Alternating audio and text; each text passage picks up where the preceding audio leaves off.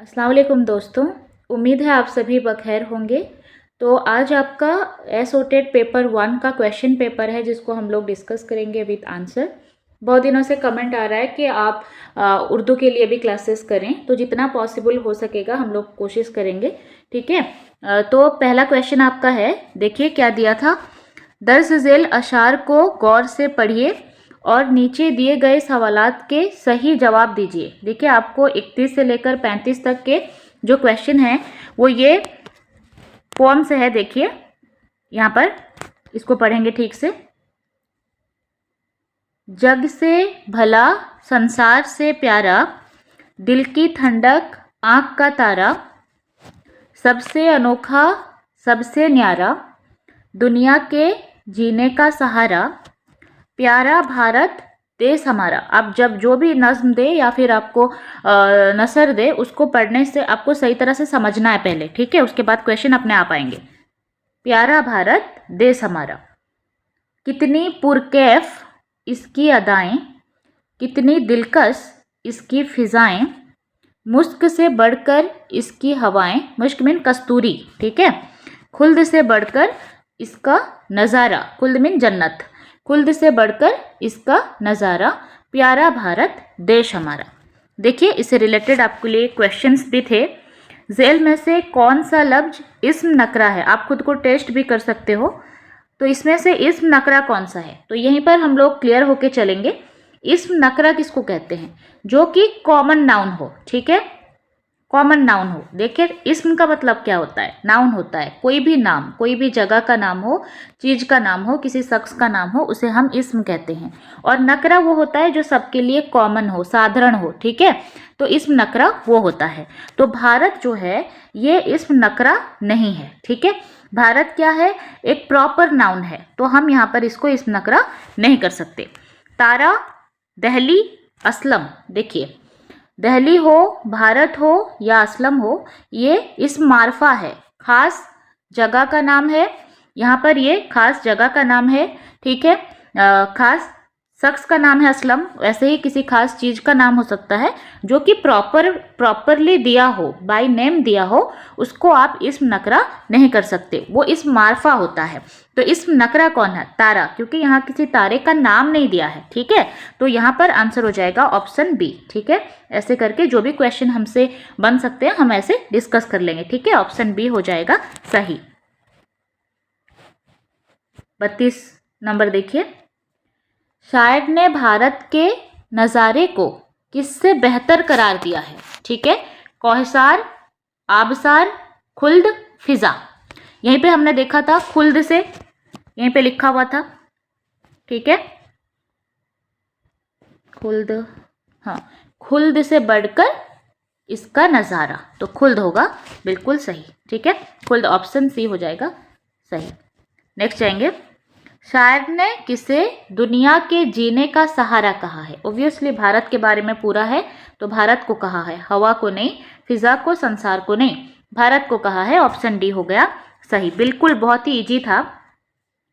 लफ्ज ठंडक कवायद के एतबार से क्या है? ठंडक, ठंडक क्या है? मुजक्कर, मोन्नस, फेल, मफूल। फेल क्या होता है? फेल काम होता है, ठीक है, काम, और ठंडक कोई काम नहीं है, ठीक है। और मफूल वो होता है जिस पर काम का असर पड़े, तो ये ठंडक वो भी नहीं है। मुजक्कर वो होता है जो कि क्या हो, किसी मेल को बताए, ठीक है, मैस्कुलिन जेंडर होता है। और मोन्नस होता है फीमेल को जो बताए, ठीक है। तो यहाँ हो जाएगा मोन्नस, ठंडक जो है वो मोन्नस है, स्त्रीलिंग जिसको हम बोलते हैं, ठीक है। ऑप्शन बी हो गया सही। नेक्स्ट चलेंगे, शायर ने किसकी हवाओं को मुश्क से बढ़कर बताया है? कस्तूरी से बढ़कर किसकी हवाएं हैं? भारत की है, ठीक है, भारत के बारे में पूरा दिया था, चीन की, इराक की या फिर ईरान की नहीं, भारत की। ऑप्शन ए हो गया सही। 36 देखते हैं, कशीदा, कसीदा किस अदब का हिस्सा है? ठीक है, नशरी अदब, शायरी अदब, अफसानवी अदब, गैर अफसानवी अदब। इसको हम डिटेल में नेक्स्ट क्लास में डिस्कस कर लेंगे, जितना भी आपका क्वेश्चन बन सकता है, ठीक है। तो कसीदा जो है वो शायरी अदब में आता है, ठीक है, ऑप्शन बी हो जाएगा सही। नेक्स्ट तदरीसे नसर में नमूने की बुलंद ख्वानी के बाद कौन सी मंजिल आती है? तो स्टेप होता है, बहुत सारे स्टेप्स हैं लेसन प्लान के, आपको पता होगा। जब आप नसर पढ़ाते हो तो वहाँ नमूने के बुलंद ख्वानी के बाद इनफरादी बुलंद ख्वानी होती है, ठीक है। पर्सन एक एक बच्चे को खड़ा करके उनसे रीडिंग कराई जाती है, उसे हम बोलते हैं इनफरादी बुलंद ख्वानी, ठीक है। लाउड रीडिंग करते हैं बच्चे उससे। तो ऑप्शन ए हो जाएगा सही, ठीक है। नेक्स्ट चलेंगे। लफ्ज़ दहलवी की सिफत की मिसाल है, ठीक है। कौन सी सिफत है? सिफत का मतलब एडजेक्टिव होता है, ठीक है। दहलवी जो है वो कौन सी सिफत है? देखिए, जो सिफत मुशब्बा है वो जात को बताता है, जो कि कॉमन होता है, ठीक है। जैसे अल्लाह ताला के इतने सारे नाम हैं, वो सब सिफत मुशब्बा में आते हैं, ठीक है। और जितने सारे क्वालिटीज़ होते हैं वो सब आते हैं सिफत मुशब्बा के अंदर। और सिफत अददी क्या है? जो नंबर्स होते हैं, ठीक है, जो नंबर्स होते हैं। सिफत मिकदारी क्या होते हैं? जो अमाउंट होता है। जैसे आप अनकाउंटेबल नाउन्स ले लो तो वो होगा सिफत मकदारी, जिसको हम लोग मिकदार, जिसको हम लोग मापते तोलते हैं, ठीक है, जिसको नापा तोला जाए, वो होता है सिफत मिकदारी। अददी जो नंबर्स होते हैं, मिकदारी जिसको हम बोलते हैं पौरी माणो, ठीक है, सिफत मिकदारी। निस्बती वो है जिसका रिलेशन हो, निस्बत हो कहीं से, जैसे कटक से कटकी, पेशावर से पेशावरी, दिल्ली से दहलवी, ऐसे होता है सिफत निस्बती। यहाँ पर ऑप्शन डी हो जाएगा बिल्कुल सही। नेक्स्ट चलेंगे। दर्स झेल में कौन मुहावरे की मिसाल है?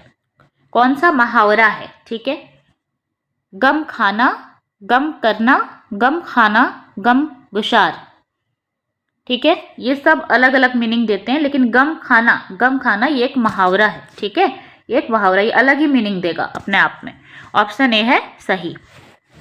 दर्स झेल में से मुज़क्कर लफ्ज की निशानदेही कीजिए। कौन सा लफ्ज मुज़क्कर है, पुल्लिंग है, ठीक है। यादगार, शोहरत, ते वाला तो ज़्यादातर मोनश होता है, ठीक है, ऐसा याद रखिएगा। हवा चल रही है, हवा मोनश होती है, ठीक है। यादगार मोनश है, शोहरत मोनश है, हवा मोनश है।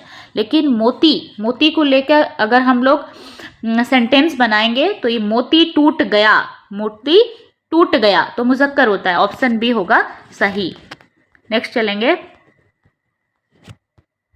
सिर्फ फाइल की मदद से अपना मानी मुकम्मल करने वाले फेल को क्या कहा जाता है? ठीक है, वो फेल क्या कहलाते हैं जो सिर्फ फाइल की मदद से अपना माने मुकम्मल कर लेते हैं, ठीक है। फाइल का मतलब काम का करने वाला, ठीक है, डूअर। फेल आपका काम होता है, फाइल मतलब काम का करने वाला, और एक होता है मफूल जिस पर काम का असर पड़े, ठीक है।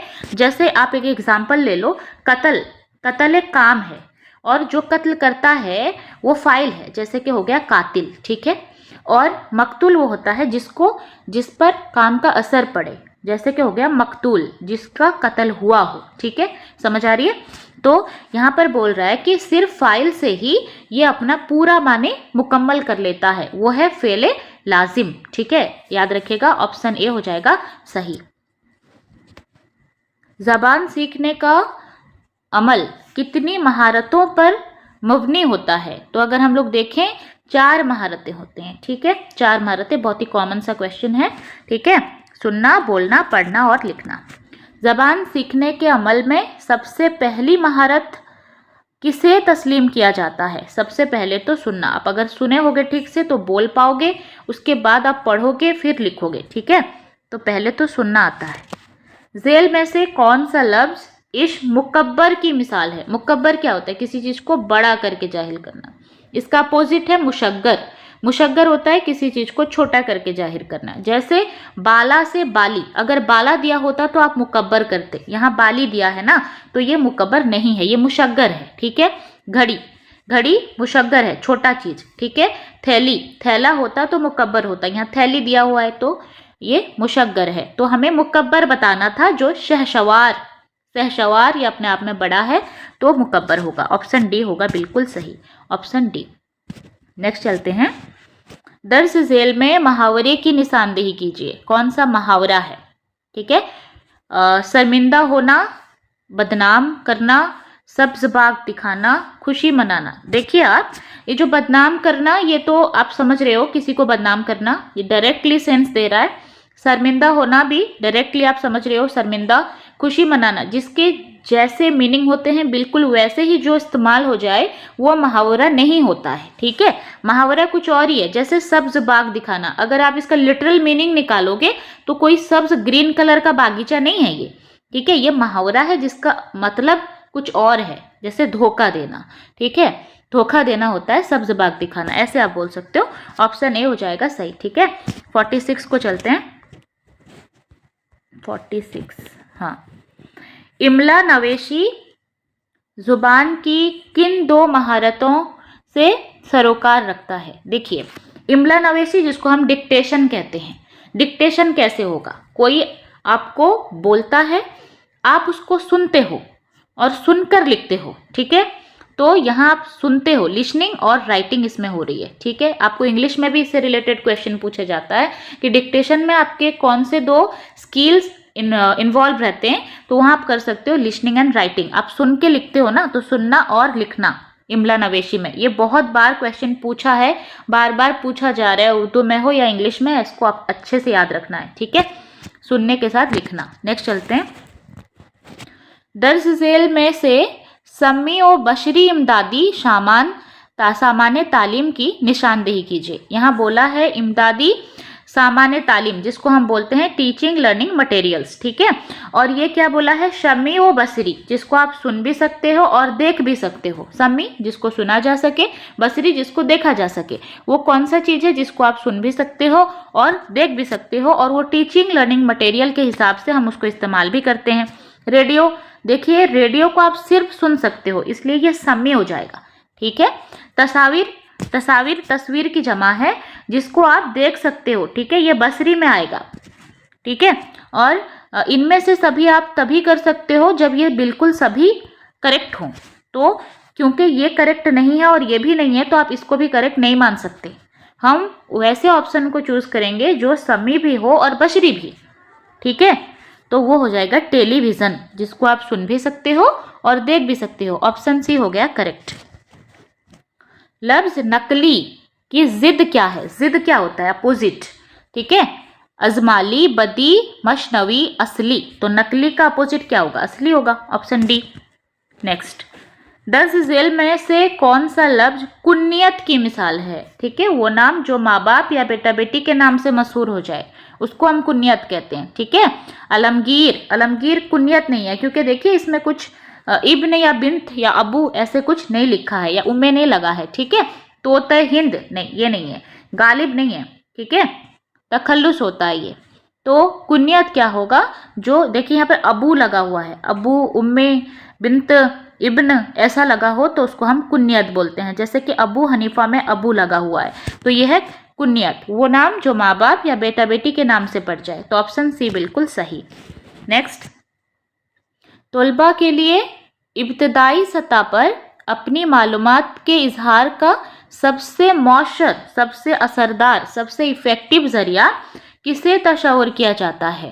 ठीक है, इलाकाई ज़ुबान जो आपका लोकल लैंग्वेज है, शानवी ज़ुबान, कौमी ज़ुबान या फिर मादरी ज़ुबान। सबसे इम्पोर्टेंट होता है बच्चे का मदर टंग, बच्चे की जो मादरी ज़ुबान है वो। ऑप्शन डी हो जाएगा सही।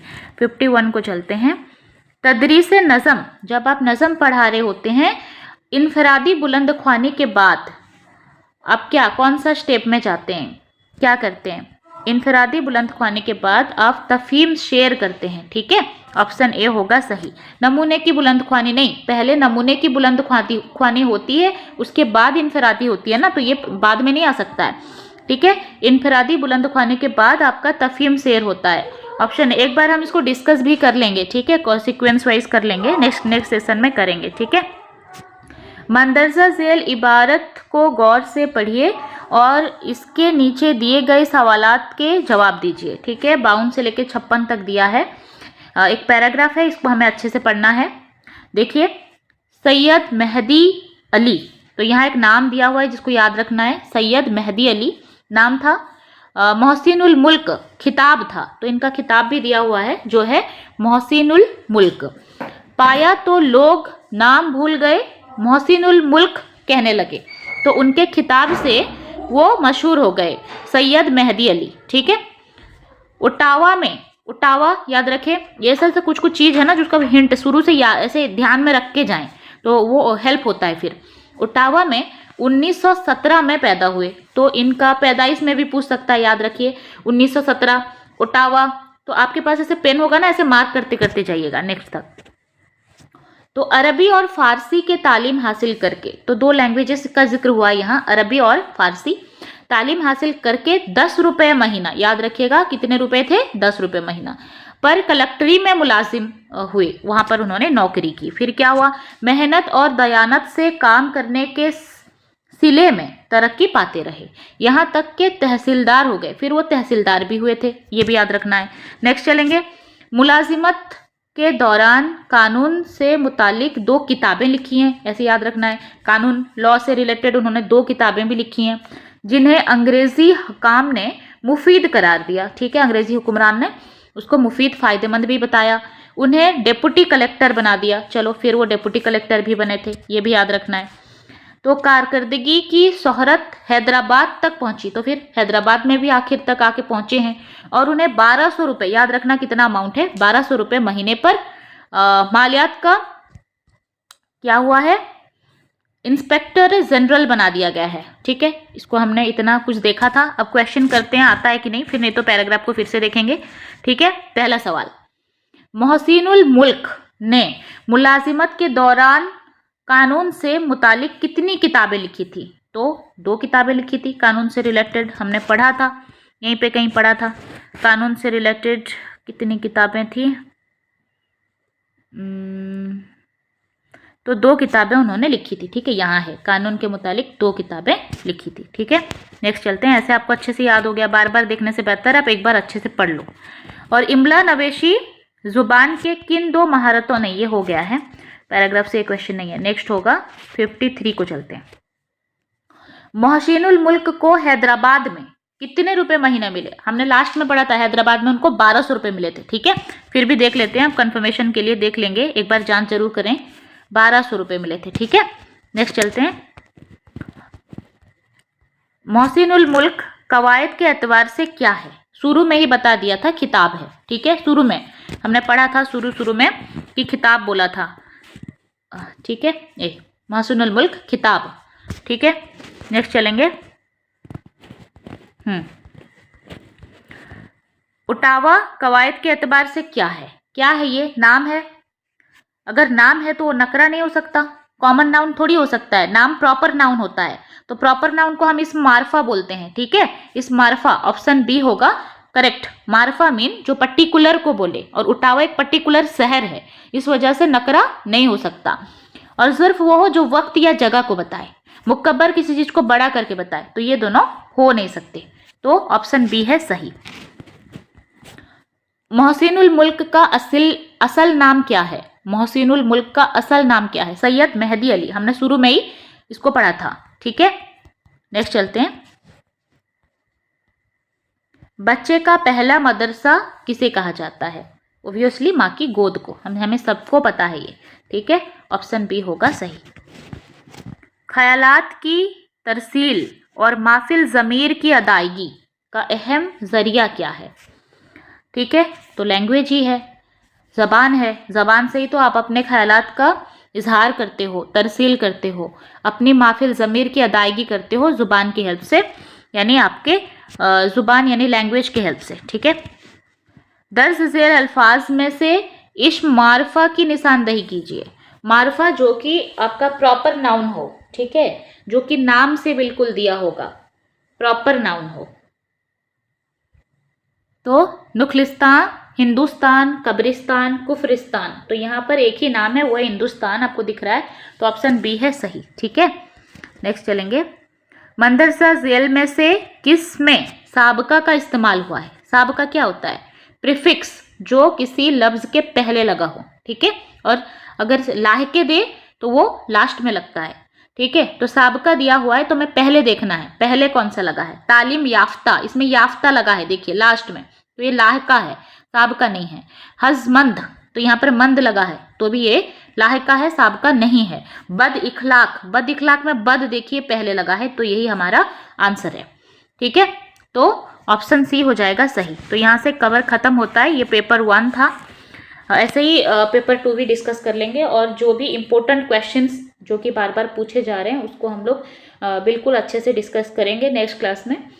ठीक है, तो अगर आप रेगुलर क्लासेस देखना चाहते हो, पर डे 3-4 क्लासेस अपलोड होते हैं, मैराथन क्लासेस भी प्रोवाइड होते हैं, आप चैनल को सब्सक्राइब कर सकते हो। जो कुछ भी जो बच्चे उर्दू देना चाहते हैं, उर्दू के हैं, उनके साथ आप इसको शेयर भी कर सकते हो, बहुत हेल्प होगा। शुक्रिया।